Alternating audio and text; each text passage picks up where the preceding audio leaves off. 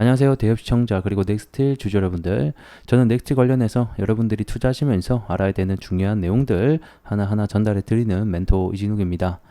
자, 오늘 넥스틸이 주가가 조정을 좀 장막판에 많이 받았습니다. 그래서 이와 관련돼서 나중에 기술적 분석이 들어가서 함께 얘기를 해보도록 하겠고, 여전히 재료는 멀쩡히 살아있다, 이렇게 좀 설명을 드릴 수 있을 것 같은데, 일단은 21일 날이죠. 이번 주 금요일입니다. 이 전략회의 관련돼서 일정이 좀 확정이 된 것 같아요. 그래서 이와 관련된 얘기들을 좀 오늘 해보도록 하겠고, 그뿐만 아니라 이제 이 시추에 들어가는 비용, 요게 문제거든요. 요게 이제 결국에는 리스크가 될 것이냐, 재료가 될 것이냐, 이렇게 좀 선별이 될 것 같은데, 이에 관련된 예산 얘기도 오늘 좀 중점적으로 여러분들과 해보는 시간들 가져보도록 하겠습니다. 자, 그럼 바로 들어가 보도록 할게요. 자, 주말간 어떤 이슈가 있었는지 또 함께 보도록 하겠습니다.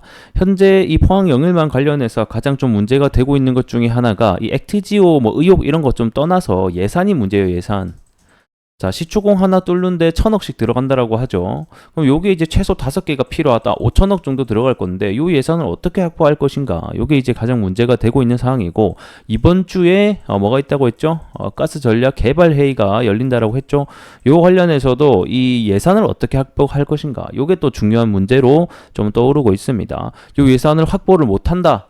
그러니까 좀 어렵다라는 만약에 소식이 들려온다라고 하면 아무래도 주가에 악영향을 미칠 수 있을 거고, 뭐 이런저런 뭐 계획을 갖고 온다라고 하면 좀 긍정적인 영향을 미칠 수도 있겠죠. 그 중에서 좀 재밌는 뉴스가 있어서 하나 가지고 와봤는데, 1조 사모펀드 조성에 대한 제안을 뭐 했다, 뭐 이렇게 얘기가 나오고 있어요. 그래서 아래 밑에 내려보게 되면, 자, 역사학자 전우용 교수는 SNS를 통해서 이 석유 개발 관련된 특별법 제정을 제안을 했습니다. 이게 이제 어떤 내용이냐, 말 그대로 석유의 시추에 필요한 지금 현재 돈이 부족한 상황인데, 이 돈을 어떻게 마련한다? 이 사모펀드를 통해서 마련을 하겠다라는 계획입니다. 그래서 1조 원이나 2조 원 규모의 사모펀드를 조성을 해서 성공할 경우에는 뭐 세금이나 이용료 이런 걸 제외한 나머지 개발권에 대해서 너희들이 가져라, 이렇게 하게 되고, 만약에 실패한다 하더라도 말 그대로 사모펀드 투자죠. 이 투자 같은 경우에는 손실에 대해서 책임을 지지 않는, 정부는 보상을 하지 않는 부분에 대해서 조건을 가지고 하는 게 어떻겠냐. 저는 좀 나쁘진 않은 것 같아요. 그래가지고 요게 이제 의견이 다양하잖아요. 이거는 뭐 사기다, 국민 사기극이다라고 하는 사람도 있고, 해봐야 된다라는 사람도 있으니까, 이렇게 해봐야 된다라는 사람들은 여기 투자하면 되는 거고, 사기인 사람들은 사기라고 생각하는 사람들 그냥 보고 있으면 되는 거죠. 그래서 이제 요게 진짜다라고 하게 되면 우리 국가 같은 경우는 세금을 통해서 이득을 취하면 되는 거고, 이 투자한 사람들도 같이 거기에 대해서 덩달아 이득을 볼 수 있는 구조니까 저는 좀 괜찮다라고 봅니다. 그래서 대통령 부부라던가 뭐 이렇게 등등등 해서 가입할 수 있도록 허용을 하고, 대신 이제 가입자와 투자 액수를 공개하는 방안도 좀 담겼다라고 합니다.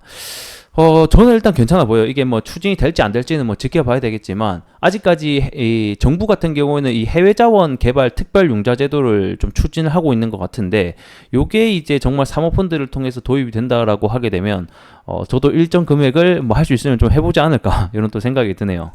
그래서 이게 이제 개발에 실패하더라도 보게 되면 국민은 세금을 낭비하지 않는 방법이 되겠고, 개발에 성공하게 되면 국고가 올라가게 되는 좋은 방법인 것 같다라고 좀 제안을 한 바가 일단 있습니다. 자, 그리고 이어서 이 시추비 관련된 또 이슈 하나 더 보도록 하겠습니다. 요게 왜 중요하냐면, 다시 한번 말씀드리지만 이 예산 관련 확보가 현재 지금 문제로 되고 있다. 요게 이제 어떻게 진행이 되냐, 확보가 어떻게 될 것이냐에 따라서 주가의 방향성이 갈릴 수도 있기 때문에 여러분들에게 알려드린다라고 생각해 주시면 될 것 같습니다. 결국에는 뭐 돈이 있어야 시추공을 뚫든 말든 할 거 아닙니까? 근데 현재는 민주당이 반대를 하고 있는 상황이라서 이 민주당 측에서 뭐 계속해서 의혹을 가지고 액티지오 그거 믿을 수 없다, 뭐 사기다, 뭐 이런 식으로 하면서 정확하게 해명 규명하라라는 소리가 지금 들끓고 있는데, 요게 식지 않고 계속된 이거 예산 확보가 어려워진다라고 하면 주가에도 악영향을 미칠 수 있다. 그렇기 때문에 이 진행 과정을 우리가 어느 정도 알고 있으면 좋겠다라고 설명을 드리는 겁니다. 그래서 해당 뉴스를 보게 되면 이 시추 착수비 관련해서 한 120억 정도가 우선 확보가 됐다라는 또 소식이 들려왔습니다. 이게 이제 계약금이다라고 보시면 될 것 같고, 결국에는 시추 작업을 마무리하기 위해서는 나머지 잔금 한 900억 정도가 현재는 더 필요한 상황이고, 요걸 결국에는 어떻게 일단 확보를 할 것이냐.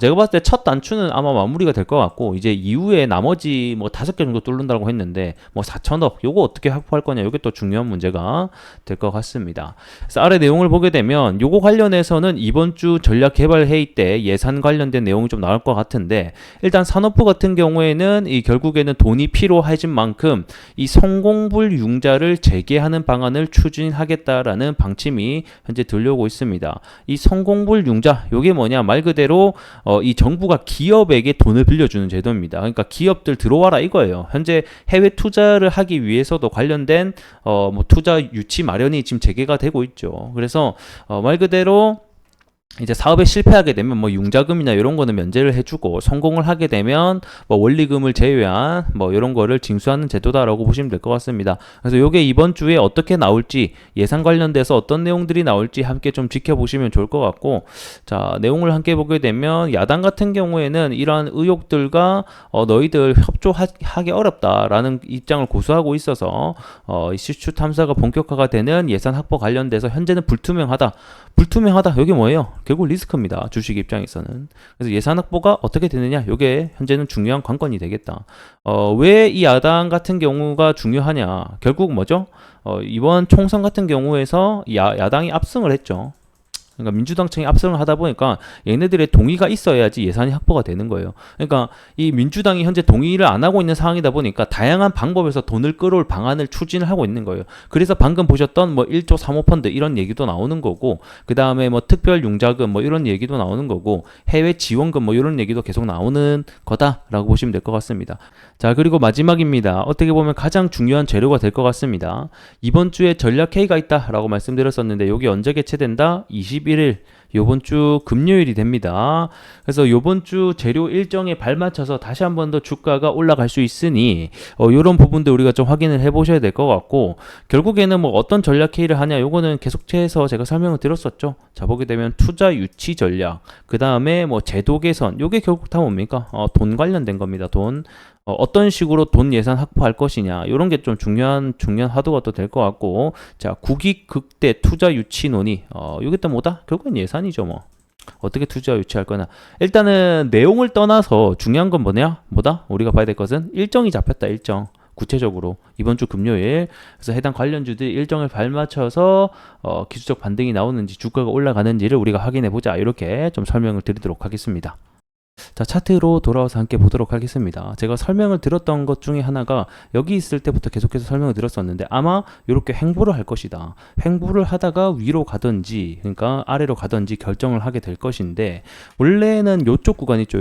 여기에서 원래 이렇게 빡 치고 올라갔었어야 돼요. 그리고 올라가고 나서 뭐 이렇게 조정을 좀 받던지 그런 식으로 가야 되거든요. 이런 식으로. 근데 중요한 것은 요 날에서 올라가지 못하고 과거 이 저항, 전 고점인 저항대를 맞고 떨어졌다. 근데 중요한 게 뭐다? 그리고 나서 여기에 만들어졌던, 시도를 했던 이 양봉을 깨면 안 되는데, 요게 이제 심리적으로 무너지면서 실망 매물이 함께 쏟아졌다, 이렇게 보는 거거든요.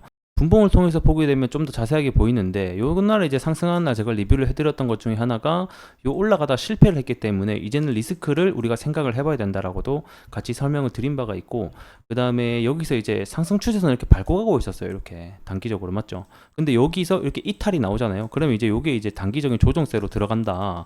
요게 제가 또 설명을 드린 바가 있습니다.